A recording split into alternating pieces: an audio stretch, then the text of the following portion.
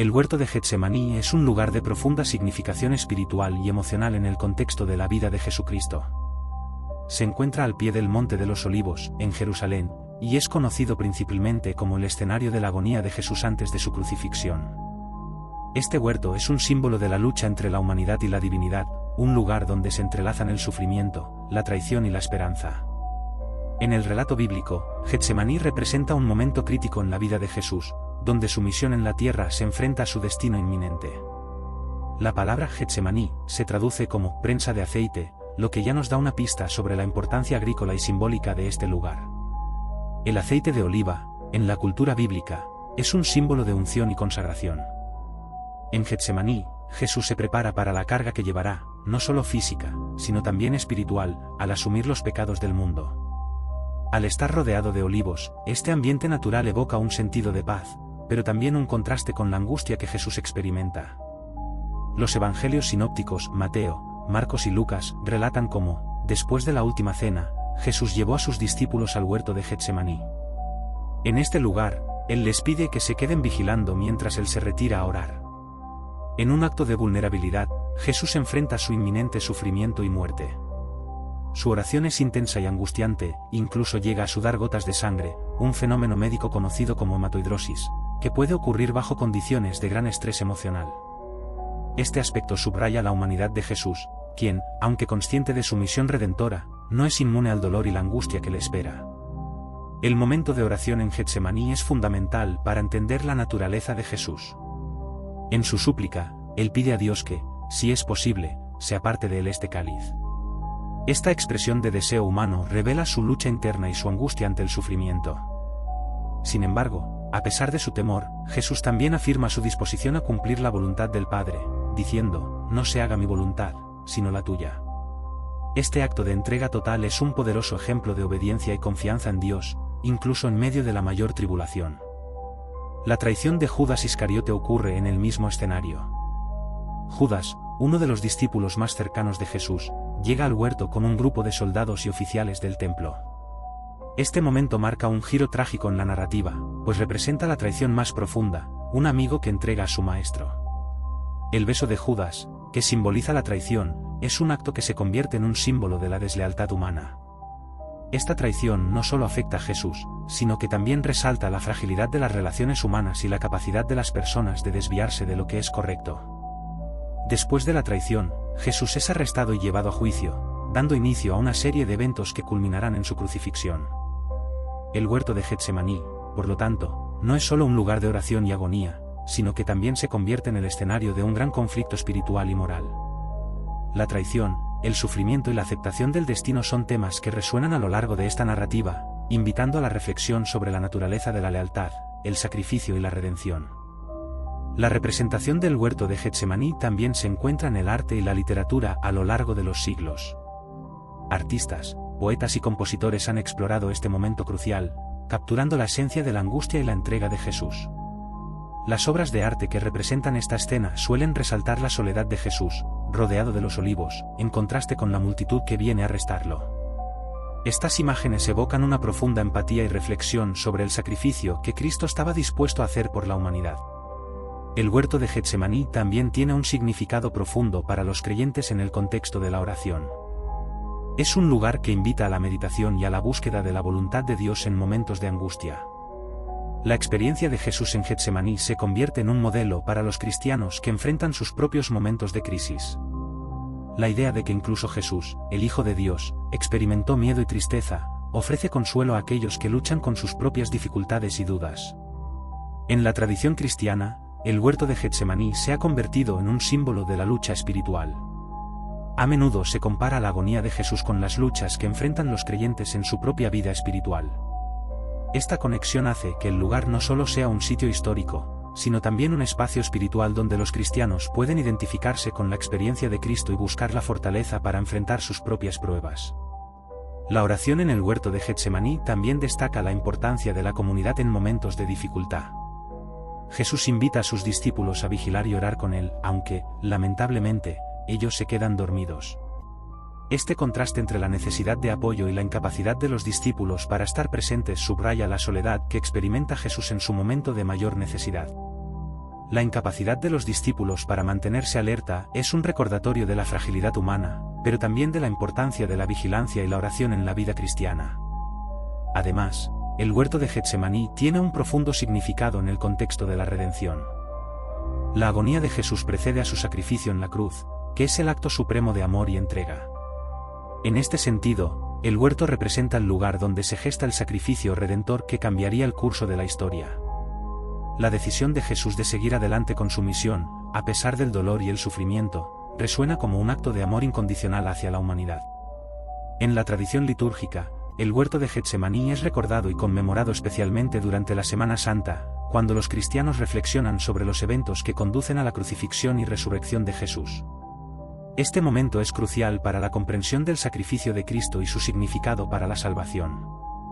Las vigilias y servicios de oración que se llevan a cabo en esta época del año suelen recordar la angustia de Jesús en el huerto y su disposición a aceptar la voluntad de Dios. La figura de Jesús en Getsemaní también invita a la reflexión sobre el papel del sufrimiento en la vida cristiana. Muchos creyentes enfrentan dificultades y tribulaciones, y la oración de Jesús se convierte en un ejemplo de cómo encontrar fortaleza en Dios en medio de la adversidad. La lucha de Jesús en el huerto se convierte en un símbolo de la esperanza que se puede encontrar en la entrega y la confianza en la voluntad divina. En la literatura contemporánea, el huerto de Getsemaní ha sido objeto de análisis y reflexión, explorando su relevancia en el mundo actual. Las luchas por la fe, la traición, la soledad y la búsqueda de significado son temas que resuenan en la experiencia humana. La agonía de Jesús en Getsemaní se presenta como un modelo de la lucha espiritual que muchos enfrentan en su vida diaria, un recordatorio de que el sufrimiento puede llevar a la transformación y a una relación más profunda con Dios. El huerto de Getsemaní, por lo tanto, es más que un simple lugar geográfico, es un espacio de profunda importancia teológica y espiritual. Representa la lucha entre la luz y la oscuridad, entre la obediencia y la traición, entre el sufrimiento y la redención. El lago de fuego es un concepto significativo que se menciona en el libro de Apocalipsis, el último libro del Nuevo Testamento, y es uno de los temas más impactantes y temidos en la literatura apocalíptica cristiana. Este lago simboliza el destino final de aquellos que han rechazado a Dios y han persistido en la maldad. Su representación es profundamente simbólica y es el resultado de diversas interpretaciones a lo largo de la historia. El lago de fuego se menciona específicamente en Apocalipsis 8 y 10, donde se dice que el diablo, la bestia y el falso profeta serán lanzados allí para ser atormentados por siempre. Esta imagen del lago de fuego es poderosa y provoca un sentido de justicia divina. En el contexto de la narrativa apocalíptica, representa la culminación del juicio de Dios sobre el mal y la derrota final de las fuerzas que se oponen a él. En el capítulo 20 de Apocalipsis, se describe un juicio final en el que los muertos son resucitados y juzgados según sus obras. Aquellos cuyos nombres no están escritos en el libro de la vida son arrojados al lago de fuego. Este pasaje refleja la enseñanza de que el juicio de Dios es inevitable y que habrá consecuencias permanentes para aquellos que han elegido vivir en rebelión contra él. La idea de que el lago de fuego es un lugar de tormento eterno resuena con muchos creyentes y les lleva a reflexionar sobre la gravedad de sus acciones y decisiones en la vida. El simbolismo del lago de fuego también se relaciona con la idea de purificación. Aunque se asocia predominantemente con el castigo y el sufrimiento, algunos teólogos han interpretado el lago de fuego como un medio de purificación para aquellos que, aunque no sean justos, pueden ser restaurados. Sin embargo, la mayoría de las interpretaciones sostienen que se trata de un lugar de castigo eterno y separación de la presencia de Dios. La imagen del fuego en la literatura bíblica a menudo se asocia con el juicio y la purificación, lo que añade un nivel de complejidad a la comprensión de este lago. El lago de fuego también se menciona en el contexto de la victoria de Dios sobre el mal. En Apocalipsis 21:8, se hace un contraste entre los que heredarán el reino de Dios y aquellos que tendrán su destino en el lago de fuego.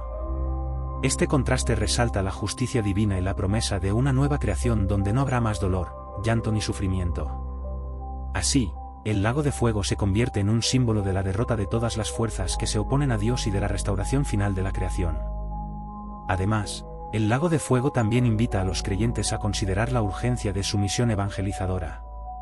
La visión de un destino tan aterrador para aquellos que no conocen a Cristo motiva a muchos a compartir su fe y a buscar que otros también encuentren la salvación. La enseñanza de que el lago de fuego es el destino final de los que no creen en Dios lleva a los cristianos a reflexionar sobre la importancia de la gracia y la misericordia que se ofrecen a través de Jesucristo.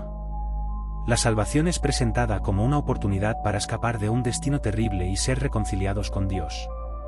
En el contexto del lago de fuego, también se plantea la cuestión del sufrimiento eterno.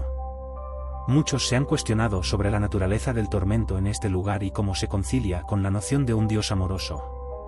Este dilema ha llevado a debates teológicos sobre la naturaleza del castigo eterno y si realmente hay un lugar de tormento sin fin. Sin embargo, el mensaje de Apocalipsis es claro: la decisión de seguir a Cristo y aceptar su salvación es crucial para evitar este destino. La imagen del lago de fuego también puede entenderse en un contexto más amplio de justicia y restauración. A lo largo de la Biblia, el fuego es un símbolo que a menudo se relaciona con el juicio de Dios, y el lago de fuego no es una excepción. Este concepto implica que las injusticias de la vida no quedan sin respuesta y que, en el tiempo de Dios, todo será rectificado. La promesa de un juicio final, en el que se rendirá cuentas a todos, ofrece consuelo a los creyentes que sufren y enfrentan las injusticias de este mundo. El lago de fuego también se vincula con la profecía del juicio final que se extiende a lo largo de toda la Escritura.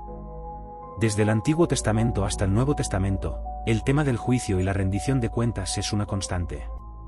El lago de fuego sirve como la culminación de este tema, un recordatorio de que hay consecuencias para las acciones y elecciones en esta vida.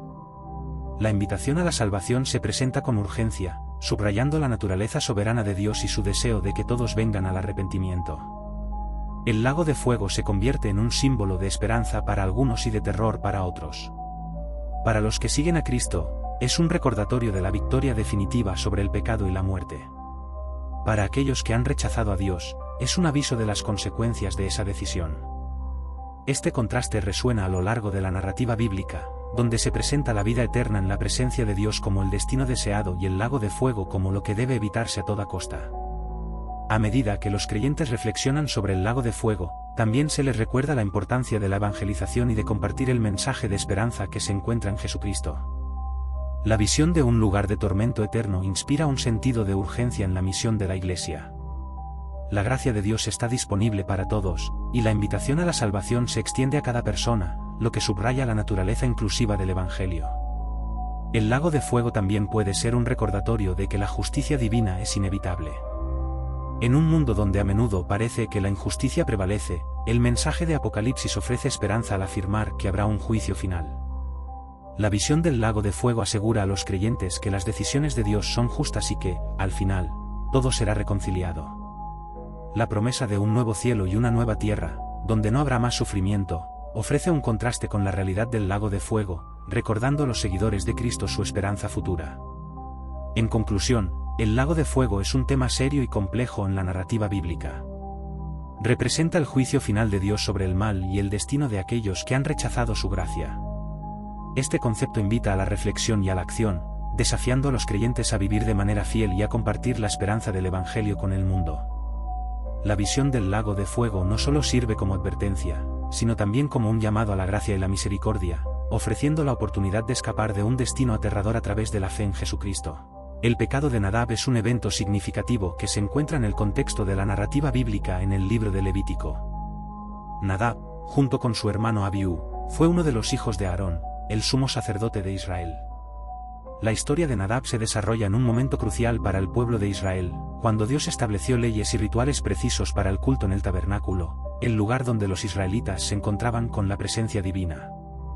Esta narrativa no solo revela la importancia de la obediencia a Dios, sino que también destaca la gravedad de desobedecer sus mandamientos. Nadab y Abiú son mencionados en Levítico 10, 1-2, donde se narra que ofrecieron fuego extraño ante el Señor. Este acto ocurrió después de que Moisés había recibido instrucciones específicas de Dios sobre cómo llevar a cabo los sacrificios y los rituales de adoración. El fuego extraño se refiere a un fuego que no fue ordenado por Dios. Este hecho no es trivial en el contexto del antiguo Israel, donde la presencia de Dios era un tema serio y reverente. El acto de Nadab y Abiú representaba una falta de respeto y un desprecio por las instrucciones divinas. La naturaleza de su pecado radica en la transgresión de las normas establecidas por Dios. Al ofrecer fuego extraño, Nadab y Abiú no solo desobedecieron una orden clara, sino que también alteraron el protocolo que Dios había establecido para la adoración. Este acto fue visto como una profanación del lugar santo y de la adoración a Dios. A lo largo de la historia bíblica, la santidad y la reverencia hacia lo que Dios ha ordenado son temas recurrentes, y la acción de Nadab y Abiú se sitúa en un contexto donde la obediencia es fundamental para mantener la relación entre Dios y su pueblo. La respuesta de Dios al pecado de Nadab y Abiú es rápida y contundente.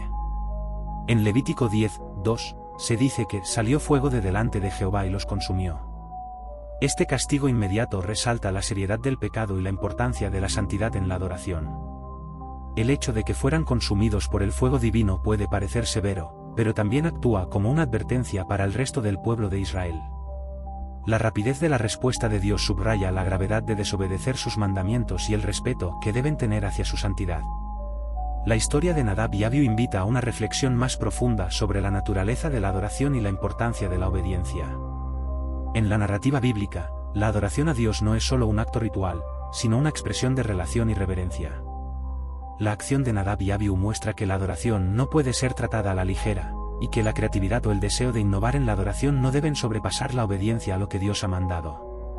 Este principio se aplica a lo largo de la historia de la salvación y se encuentra en diversas tradiciones religiosas. En la cultura contemporánea, la historia de Nadab y Abiú también plantea preguntas sobre cómo las comunidades de fe deben abordar la adoración. ¿Es suficiente el deseo de ser creativos en la adoración? ¿O es necesario adherirse estrictamente a las enseñanzas y mandamientos divinos? La tensión entre la tradición y la innovación en el culto es un tema relevante para muchas congregaciones, y la historia de Nadab y Abiú ofrece una advertencia sobre las consecuencias de la desobediencia. El pecado de Nadab también tiene un componente de responsabilidad. Como hijos de Aarón, eran líderes y figuras públicas en la comunidad de Israel. Su comportamiento no solo afectaba su relación individual con Dios, sino que también tenía implicaciones para el pueblo. En muchas tradiciones religiosas, los líderes tienen la responsabilidad de guiar a su comunidad hacia la obediencia y la adoración correcta. La acción de Nadab y Abiú puede ser vista como un recordatorio de que los líderes deben ser un ejemplo de reverencia y obediencia a Dios. Además, esta narrativa resuena con el concepto de la santidad de Dios. A lo largo de la Biblia, Dios se presenta como santo, y su santidad implica que no puede tolerar el pecado. La respuesta de Dios al pecado de Nadab y Abiú no solo es un acto de juicio, sino también una afirmación de su naturaleza divina. La santidad de Dios establece un estándar que su pueblo debe seguir, y cualquier desviación de ese estándar tiene consecuencias serias. Es importante notar que, a pesar de la gravedad del pecado de Nadab y Abiú, la historia también contiene un mensaje de gracia. La relación de Dios con su pueblo no termina con el juicio, sino que continúa a través de la instrucción y la oportunidad de aprender de los errores. La historia de Nadab y Abiú se convierte en un elemento de enseñanza para el pueblo de Israel, recordándoles la importancia de la obediencia y la reverencia en su relación con Dios. A través de los siglos, esta historia ha sido objeto de reflexión y enseñanza en muchas tradiciones religiosas. Teólogos y líderes han utilizado el relato para abordar temas como la santidad, la adoración y la obediencia. La vida de Nadab y Abiú sirve como un recordatorio poderoso de que la adoración a Dios debe estar acompañada de respeto y obediencia a su palabra. En la vida moderna, la historia de Nadab también puede ser un espejo de las luchas que enfrentan los creyentes al tratar de vivir de acuerdo a la fe en un mundo que a menudo promueve la indiferencia hacia las normas divinas. La tentación de hacer las cosas a nuestra manera puede ser fuerte, pero la historia de Nadab y Abiú nos llama a reconsiderar la seriedad de nuestras acciones y el impacto que tienen en nuestra relación con Dios. El relato de Nadab y Abiú es una advertencia eterna sobre el respeto a lo sagrado y la importancia de seguir las instrucciones divinas en la adoración. Nos recuerda que, aunque Dios es amoroso y lleno de gracia, también es un Dios de justicia que toma en serio la desobediencia. En nuestra búsqueda de una relación más profunda con Dios, debemos recordar la lección de Nadab y Abiú, eligiendo siempre la obediencia y la reverencia en nuestra adoración y servicio. La historia no solo desafía a los creyentes a ser responsables en su adoración, sino que también invita a todos a reflexionar sobre su propia relación con lo divino y cómo viven esa relación en la práctica diaria.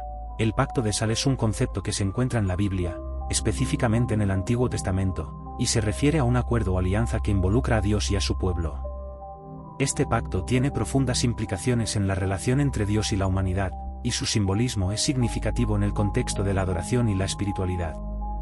Para entender este pacto, es esencial explorar tanto su origen como su significado, así como su relevancia en la vida de los creyentes. La referencia más clara al pacto de sal se encuentra en el libro de Levítico, donde se menciona que toda ofrenda presentada a Dios debe ser sazonada con sal. Este mandato está en Levítico 2 y 13, donde se dice, y toda ofrenda de tu presente sazonarás con sal. La sal, en este contexto, simboliza la pureza, la preservación y la perdurabilidad. A través de esta práctica, el pueblo de Israel reconocía la importancia de mantener una relación santa y duradera con Dios. El uso de la sal en las ofrendas también representa un vínculo especial entre Dios y su pueblo. La sal se considera un conservante, y en la antigüedad, se utilizaba para preservar alimentos. De manera similar, el pacto de sal indica que la relación entre Dios y su pueblo es eterna y está destinada a perdurar. Así como la sal preserva, el pacto establece que la promesa de Dios hacia su pueblo permanecerá intacta a lo largo de las generaciones. Este símbolo de preservación es vital en la comprensión del carácter inmutable de Dios. Además, el pacto de sal implica un compromiso de lealtad y fidelidad. En la cultura antigua, compartir un alimento que contenga sal simbolizaba un pacto de amistad y lealtad entre las partes involucradas. En este sentido, el uso de la sal en las ofrendas es un recordatorio de que el pueblo de Israel debía permanecer fiel a Dios, así como Dios era fiel a sus promesas.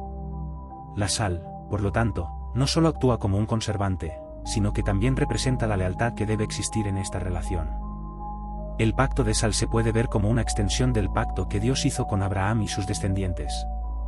A través de este pacto, Dios prometió a Abraham que sería el padre de una gran nación y que sus descendientes serían bendecidos. La sal, al ser un símbolo de pureza y preservación, refuerza la idea de que esta relación está destinada a perdurar y a mantenerse pura a lo largo de las generaciones.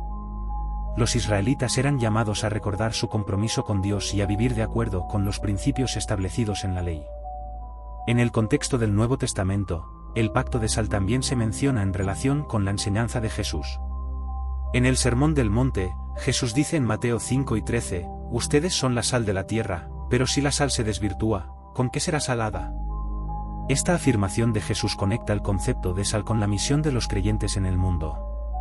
Así como la sal tiene el propósito de dar sabor y preservar, los seguidores de Cristo son llamados a influir positivamente en la sociedad y a mantener la pureza del mensaje del Evangelio. El pacto de sal también se relaciona con la idea de la nueva alianza que se establece a través de Cristo. En esta nueva relación, los creyentes están llamados a ser portadores de la verdad y de la luz en el mundo. La sal se convierte en un símbolo del testimonio y la influencia que los cristianos deben tener, reflejando la esencia de Cristo en sus vidas y en sus interacciones con los demás. De esta manera, el pacto de sal trasciende el Antiguo Testamento y encuentra su cumplimiento en la vida y enseñanzas de Jesús. A lo largo de la historia, el simbolismo de la sal ha resonado en diversas tradiciones y culturas. En la antigüedad, se consideraba que la sal tenía propiedades sagradas y se utilizaba en rituales y ceremonias.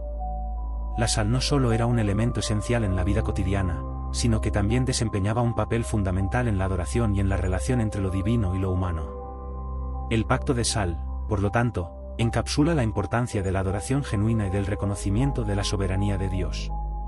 Además, el pacto de sal también puede interpretarse como un llamado a la responsabilidad. Los israelitas eran responsables de mantener su relación con Dios y de vivir de acuerdo con sus mandamientos.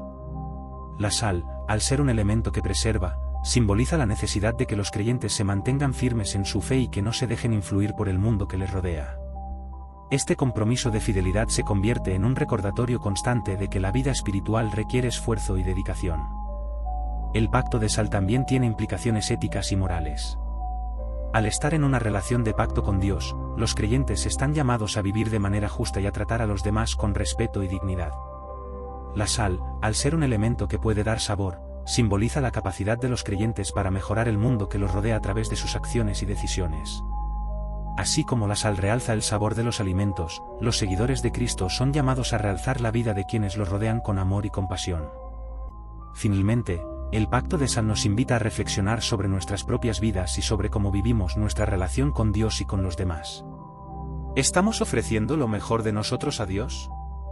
¿Estamos siendo fieles a nuestro compromiso y manteniendo la pureza en nuestra adoración? Al igual que la sal, nuestras acciones pueden tener un impacto duradero en la vida de los demás. El pacto de sal nos recuerda que, aunque somos imperfectos, Dios nos llama a una relación de lealtad y fidelidad. En conclusión, el pacto de sal es un concepto rico y multifacético que abarca la relación entre Dios y su pueblo. A través de la sal, se nos recuerda la importancia de la pureza, la preservación y la lealtad. Este pacto nos invita a vivir en autenticidad y a mantener nuestras vidas centradas en la adoración a Dios. Al hacerlo, podemos ser instrumentos de su amor y gracia en un mundo que a menudo se encuentra en conflicto y desesperación. La historia del pacto de sal nos anima a vivir de tal manera que reflejemos la luz de Dios y preservemos la verdad en nuestro entorno.